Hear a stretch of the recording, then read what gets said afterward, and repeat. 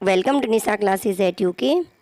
तो आज मैं आपको करवाऊंगी रीजनिंग के कुछ क्वेश्चन जो उत्तराखंड लोक सेवा आयोग ने पूछे हुए हैं। तो आज जो मैंने क्वेश्चन पेपर लिया है ये एपीएस एग्ज़ाम 2017 का क्वेश्चन पेपर है, जिसमें 30 क्वेश्चन आपके रीजनिंग यानी जनरल एप्टीट्यूड के थे। तो 150 तक ये क्वेश्चन थे, ठीक है। तो इन क्वेश्चन को मैंने बैक साइड से स्टार्ट किया है। और एक चीज़ मैं आपको बता दूं कि मोस्टली अगर आपने मेरे मैथ्स के वीडियो देखे हैं तो मोस्टली मैं एप्टीट्यूड में आपको क्या करवाती हूँ, जो मैथ्स का पार्ट होता है वो करवाती हूँ। और अगर आपका लेटेस्ट कोई एग्ज़ाम है, जैसे संडे मंडे में आपका कोई एग्ज़ाम है, तो आप क्या कर सकते हैं कि वही चीज़ पढ़िए जो ज़्यादा आसान है, जिसको रिवीजन करना है, ठीक है। तो प्रैक्टिस कर लेते हैं इस पीवाईक्यू की, जो हमारा प्रीवियस ईयर क्वेश्चन पेपर है। तो पहला क्वेश्चन क्या है, दिए गए अनुक्रम में लुप्त पद ज्ञात कीजिए। एक श्रेणी बनाई है, एक सीरीज है, इसमें आपको जो क्वेश्चन मार्क है वहाँ पर क्या आएगा वो हमको फाइंड करना है, ठीक है। आज मैं आपको इसके कम से कम 10 से 12 क्वेश्चन कराऊंगी। एक और वीडियो आएगा, बाकी क्वेश्चन मैं उसको आपको करवाऊंगी। तो आपको एक पैटर्न पता चल जाएगा कि किस प्रकार के क्वेश्चन एग्ज़ाम में पूछे जाते हैं लोक सेवा आयोग द्वारा। तो पहला आप देखिए, RUAUBG, इसमें जब हमने पैटर्न लगाया तो हमें कोई इसमें हमें कैसे पता चला। अब देखिए दो दो के डिफरेंस में इसमें लिख रही हूँ। ये देखिए, सबसे पहले RUA से UBG की तरफ चलते, तो हम सबसे पहले पहला वर्ड देखते हैं। पहला वर्ड यहाँ पे R है, सेकंड नंबर पे U है। R से U चलते हैं तो क्या होता है हमारा ST, 2 अल्फ़ाबेट का गैप होता है, ठीक है। फिर U से X चलते हैं, VW का गैप होता है। फिर X से A चलते हैं, YZ 2 का गैप होता है। A से D चलते हैं, BC का गैप होता है। और D के बाद 2 का गैप यानी EF, 2 गैप करके हमें G मिलता है। तो जो हमारा नया जो पद आएगा उसमें पहला जो लेटर आएगा वो G आएगा। तो पहला लेटर G किस में है, B और C ऑप्शन में, तो हमने A और D को कट कर लिया। अब देखते हैं बीच वाले पार्ट। बीच में सबसे पहले क्या है, U है, ठीक है। U के बाद हम चलते हैं B की तरफ। तो U के बाद B तक जाने में 6 का गैप आता है। B से हम फिर जाएंगे आपके I की तरफ, तो 6 का गैप आता है। I से फिर हम P जाते हैं तो 6 का गैप आता है। और P से फिर हम W चलेंगे तो हमें 6 का गैप आएगा। यानी जो इस श्रेणी में जो पद हैं उनमें जो बीच का लेटर है, अल्फ़ाबेट है, अगले अल्फ़ाबेट के लिए जाने में बीच बीच के अल्फ़ाबेट में 6 का गैप है, ठीक है। तो W के बाद 6 का गैप करेंगे तो क्या आता है, D, WYXWXYZABC, तो आता है हमारा D। तो यानी G के बाद आएगा D। तो C वाले ऑप्शन में G के बाद D है, तो ये हमें अभी ठीक लग रहा है। लास्ट वाला टर्म क्या आएगा ये भी हम एक बार चेक कर लेते हैं। सबसे पहले है A के बाद आया है आपका लास्ट टर्म दूसरे नंबर पे G। A के बाद G तक जाने में 5 का गैप है। G के बाद हम L चलते हैं, 4 का गैप। L के बाद हम P की तरफ चल रहे हैं तो 3 का गैप आ रहा है। और P के बाद हम S की तरफ चल रहे हैं तो 2 का गैप आ रहा है। यहाँ पे क्या रहे हैं, गैप लगातार एक एक घटा करके चल रहे हैं, ठीक है। तो अब हम लास्ट में क्या करेंगे, S के बाद एक गैप करेंगे तो क्या आएगा, S के बाद एक गैप T, तो उसके बाद क्या आएगा हमारा U पर हम पहुंच जाते हैं। तो C वाला ऑप्शन GDU है, ये क्या है हमारा बिल्कुल सही आंसर हो जाता है।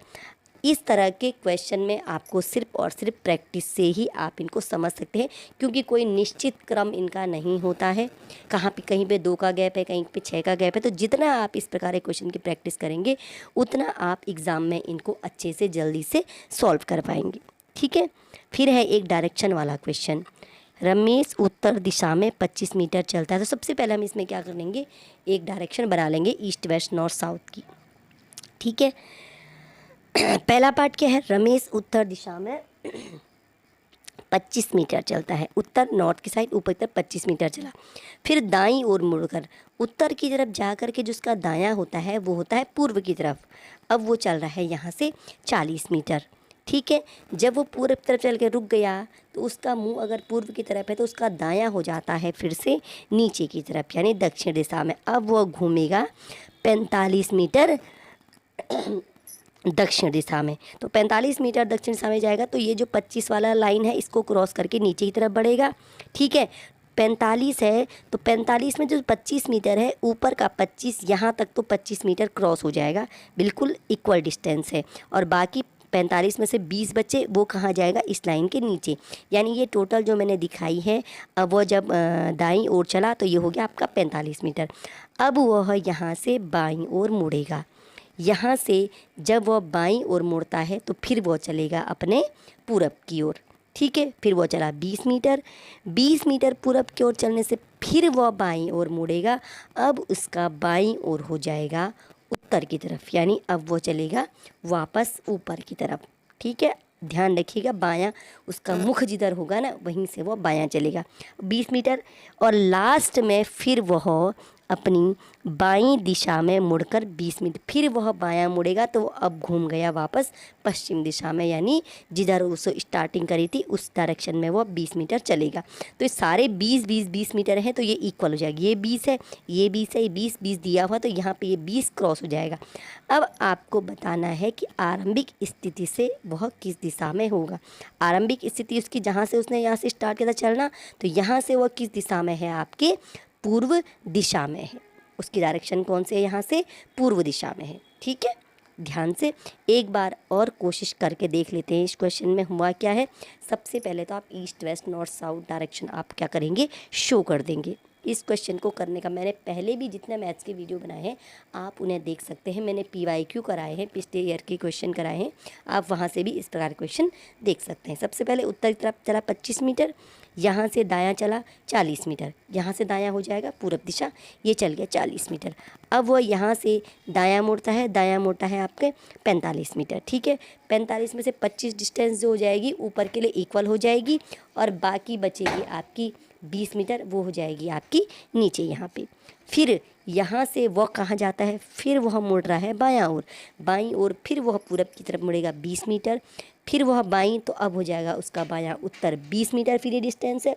और यहाँ से फिर वह बायां मुड़ता है तो वो हो जाएगा उसका वापस दिशा, तो पश्चिम की तरफ मुड़ेगा, लेकिन अभी वह क्रॉस नहीं कर पाएगा। तो यहाँ से 20 मीटर नीचे की डिस्टेंस है, तो इक्वल डिस्टेंस देख रहे होंगे, तो स्क्वायर बन गया है। तो यहाँ से सारे डिस्टेंस 20 मीटर शो करी है, तो प्रारंभिक बिंदु से उसकी डायरेक्शन क्या शो हो रही है, पूर्व।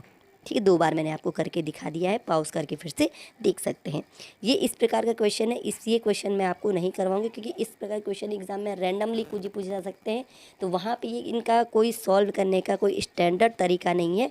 तो फिलहाल इस क्वेश्चन को हम नहीं करेंगे क्योंकि कोई स्पेशल तरीका नहीं है। अगर मैं आपको आज करवा भी दूँ तो ज़रूरी नहीं क्वेश्चन रिपीट हो जाएगा। ये तो बेसिक सेंस वाले क्वेश्चन है, तो इनको आप किसी भी तरीके से कर सकते हैं। ठीक है, आप इसमें ये कॉमन सेंस का क्वेश्चन है, तो आप इस प्रकार के क्वेश्चन हम आपको अभी नहीं कराएंगे क्योंकि प्रैक्टिस में नहीं आएंगे ये। ओके, अब ये बहुत बार पूछा जाता है इस प्रकार का क्वेश्चन, एक अनुक्रम का क्वेश्चन, डायरेक्शन का क्वेश्चन और ये चिन्ह वाला क्वेश्चन, ये बहुत ज़्यादा बार बार हर एग्ज़ाम में आपको पूछा जाता है। प्लस घटाने का है, माइनस गुणा का है, प्लस ये डिवाइड वाला जोड़कर गुणा भाग का प्रतीक है, तो इस प्रकार का हमको ये सॉल्व करके बताना है। तो हम सबसे पहले क्या करेंगे, जो जो हमें इंडिकेशन दे रखी हैं उस चीज़ को हम यहाँ पे फॉलो करेंगे। हमें इंडिकेशन सबसे पहले क्या दिया है, हमारे पास जो क्वेश्चन है 10 × 5 + 3 - 2 + 3। तो सबसे पहले हम क्या करेंगे, इस क्वेश्चन को नोट डाउन करेंगे जो हमारे पास गिवन है। ठीक है, हम अप्लाई करेंगे जो हमें गिवन है, यहाँ से हम इसमें अप्लाई करना शुरू कर देंगे। ठीक है, लिख लेते हैं क्वेश्चन को। अब करेंगे हम 10 इंटू किसका प्रतीक है, भाग का, 10 / 5। जो ये हमारा भाग प्रतीक है प्लस का, तो हमने यहाँ पे +3 कर दिया। फिर क्या है, -2, माइनस प्रतीक है गुणन का, तो हमने ×2 कर दिया, और प्लस प्रतीक है घटाने का, तो हमने -3 कर दिया। जो जो चीज़ें गिवन थी हमने उनको यहाँ पे पुट कर दिया, साइन चेंज कर दी। अब हम इसके बाद इस प्रकार के क्वेश्चन में लगाते हैं बॉड मास का रूल। बॉड मास के रूल में क्या होता है, सबसे पहले आपका ब्रैकेट ओपन होता है, फिर कहीं पे ऑफ लिखा है तो ऑफ करेंगे, D फॉर फिर डिवाइड करेंगे यानी गुणा भाग करेंगे, M for multiply, A for addition, S for subtraction. तो यहाँ पर सबसे पहले डिवाइड किया 10 / 5, तो यहाँ पे आ गया 2। ठीक है, तो 2 प्लस फिर क्या करेंगे मल्टीप्लाई, 3 × 2 6 और -3, उसके बाद क्या आएगा प्लस का 6 + 2 8 - 3 = 5। ठीक है, सबसे पहले डिवाइड किया, 10 को 5 से डिवाइड किया, 2 आया, प्लस का साइन लगाया, फिर क्या करता है बॉड मास में उसका मल्टीप्लाई, 3 का 2 से मल्टीप्लाई 6 आया, और उसके बाद हमने इसको सॉल्व किया। थोड़ा पॉज करके आप इसको देख सकते हैं। नेक्स्ट क्वेश्चन क्या है, संख्या 84 को 84 को निम्नलिखित किस अनुपात में विभक्त नहीं किया जा सकता। किसी भी संख्या के हम जब पार्ट करते हैं, 2 पार्ट, मतलब वो संख्या उन दोनों पार्ट से जुड़कर बनेगी। क्या होगा, उन दोनों पार्ट का योग होगी। तो यहाँ पर हमें जो दिया गया है, हम सबसे पहले चेक कर लेंगे हमें क्या क्या आंसर ऑप्शन दिए गए। सबसे पहले हम 5:1 से चेक करेंगे। अनुपात में मैंने आपको बताया है क्या करते हैं, एक पार्ट 5x, दूसरा 7x, तो दोनों का योग क्या होना चाहिए 84। दोनों का योग 84 किया, तो यहाँ से हमने सॉल्व करके x की वैल्यू फाइंड कर ली है। x की वैल्यू फाइंड करने के बाद हम 5x निकालते हैं। 5x है 35 और 7x हो जाएगा हमारा 49। x की मल्टीप्लाई करेंगे ना, x की वैल्यू 7 पुट करेंगे और 35 और 49 को ऐड करके 84 आ रहा है, यानी ये वाला आंसर नहीं है। 5:7 में इसको विभक्त किया जा सकता है। हमने फाइंड करना है कि किस अनुपात में विभाजित नहीं किया जा सकता। सेकेंड वाला पार्ट चेक करते हैं। एक पार्ट 5x, दूसरा 2x, दोनों का योग 84। 7x इज इक्वल टू 84 और यहाँ से मेरी वैल्यू x की निकलती है 12। जब x मेरा 12 आता है तो 5x इज इक्वल टू 60 हो जाता है और 2x इज इक्वल टू 24। दोनों पार्ट का मैं जोड़ करती हूँ तो फिर से मेरा 84 आ जाता है, यानी बी वाला भी आंसर नहीं है। सी वाला चेक करने से पहले आप देख लीजिए कि अगर हम 7x और 5x, एक पार्ट 7x लेती हूँ, दूसरा 5x लेती हूँ और दोनों को मैं ऐड करती हूँ तो फिर से क्या आ जाएगा, 12x इज इक्वल टू 84 आने वाला है। और 12x जब 84 आएगा तो x मेरा क्या आ जाएगा, यहाँ पे 7 आ जाएगा। जब मेरा x यहाँ पे आपका आंसर 7 आ जाता है तो एक part 7x is equal to 49 बन जाएगा और 5x इज इक्वल टू 35, जिनका जोड़ फिर से 84 हो जाएगा। इस प्रकार ये तीनों पार्ट तो आंसर नहीं है, यानी ऑप्शन डी 8:3 ऐसा है जिस अनुपात में हम 84 को डिवाइड नहीं कर सकते हैं। ठीक है, ये तो हमारा हो गया। अनुपात के क्वेश्चन मैंने आपको करवाए भी हैं और अनुपात का मेरे स्पेशली वीडियो बनाया है कि अनुपात के क्वेश्चन हम सॉल्व कैसे करते हैं। मोस्ट सबसे आसान तरीका ये है कि आप x वाले पार्ट में उसको डिवाइड कर लो। फिर है एज का क्वेश्चन, एक आयु का, मेरी उम्र मेरे भाई की उम्र के 2 गुने से 2 वर्ष कम है। मेरी उम्र 16 वर्ष है, भाई की उम्र कितनी है। माना भाई की उम्र x वर्ष है, लेट भाई की उम्र x वर्ष है, मेरी कितनी है 16, तो मेरी उम्र 16 इज इक्वल टू क्या है, भाई की उम्र के 2 गुने। भाई की उम्र का 2 गुना क्या हो जाएगा, 2x से 2 कम -2, कम मतलब -2। सॉल्व करेंगे आगे, 16 इज इक्वल 2x - 2, तो ये बन जाएगा 16 + 2 18 इज इक्वल 2x, और यहाँ से x की वैल्यू निकल जाएगी 18/2 इज इक्वल टू 9, यानी 9 वर्ष। तो जो मेरी भाई की उम्र आ गई है 9 वर्ष आ गई है। बहुत ही आसान क्वेश्चन है, एज का क्वेश्चन। ये जिस टाइप के क्वेश्चन मैं आपको करवा रही हूँ, अगर आपका रिसेंट कोई एग्ज़ाम है तो इसी प्रकार के क्वेश्चन एग्ज़ाम में पूछे जाते हैं। जनरल एप्टीट्यूड में इस प्रकार के क्वेश्चन, आप जितने भी प्रीवियस ईयर क्वेश्चन पेपर उठाएंगे आप लोक सेवा आयोग को, तो आपको इसी प्रकार के क्वेश्चन आपको देखने को मिलेंगे। तो एक बार इन क्वेश्चन की प्रैक्टिस ज़रूर कीजिएगा। थोड़ा सा आपको बेसिक पता रहेगा तो आप आंसर तक एग्ज़ाम हॉल में ज़रूर पूछेंगे। 1-2 वीडियो आपके लिए मैं और बनाऊंगी, इसका ही पूरा पेपर मैं आपको सॉल्व करा। एक और क्वेश्चन कर लेते हैं। एक कूट भाषा में जो नंबरिंग है 1 5 7 8 9 को XTZAL तथा 2 3 4 6 को NPSU लिखा गया है, उस कूट में 2 3 5 4 9 को कैसे लिखा जाएगा। तो सबसे पहले हम देखते हैं कि जो इस प्रकार की चीज़ें दी हुई होती हैं ये मैच कैसे कर रही हैं। अब 2 3 4 6, 2 3 वाला पार्ट जो हमारा ये NPSU में है और 5 4 9, 5 और 9 हमारा XTZAL में है और 4 वाला पार्ट हमारा फिर से NPSU में। अब हम देखते हैं कि इनकी जगह पे क्या यूज किया गया है। जैसे देखेंगे 2 3, सबसे पहले 2 3 है, 2 3 4 6 को लिखा गया NPSU, यानी 2 की जगह है N और 3 की जगह है P, 4 की जगह है S और 6 की जगह है U, यानी इनका मतलब ये है। कूट भाषा में 2 3 का मतलब क्या हो जाएगा आपका NP, सबसे पहले हमने इसी चीज़ को चेक करना है कि 2 3 की जगह पे क्या लिखा गया है, आपका NP लिखा गया है। अब हम यहाँ पे से चेक कर लेंगे कि NP तो हमारे पास क्या है, A और B ऑप्शन में है, तो C और D ऑप्शन को हम फिलहाल क्या करेंगे, यहाँ पे छोड़ देते हैं। ठीक है, उसके बाद हमें क्या करना है, 5 4 9। अब हम 5 हमारा पहले वाले में है, तो जो 5 है 1 5 XT, यानी 5 को कूट किया गया है T से, तो अब हम 2 3 5 में क्या लिखेंगे, NPT। अब 4 देखते हैं, 4 कहाँ है, 2 3 4 6 में, तो 4 कूट किया गया है S से, तो जहाँ पर 4 है हमने लिख लिया S। और जो हमारा 9 है, 9 लास्ट में है, तो यहाँ पे 9 की जगह पे L लिखा गया है, तो ये हमारा बन गया NPTSL। हमें सिर्फ मैच करना होता है कि किसकी जगह पे क्या यहाँ पे यूज़ किया गया है, और उसी के बेस पे हम क्या करते हैं, आंसर निकालते हैं। ज़्यादा कुछ दिमाग नहीं लगाना होता, कोई कैलकुलेशन नहीं होती इस प्रकार के क्वेश्चन में। और यही जो जनरल एप्टीट्यूड रीजनिंग है, यही आपके एग्ज़ाम में पूछी जाती है। आप इस प्रकार के क्वेश्चन की प्रैक्टिस ज़रूर कीजिएगा। और अब जो मैं आपको क्वेश्चन करवा रही हूँ 143 मार्क्स का, ये बहुत ही इम्पोर्टेंट क्वेश्चन है जो एग्ज़ाम में पूछा जाता है।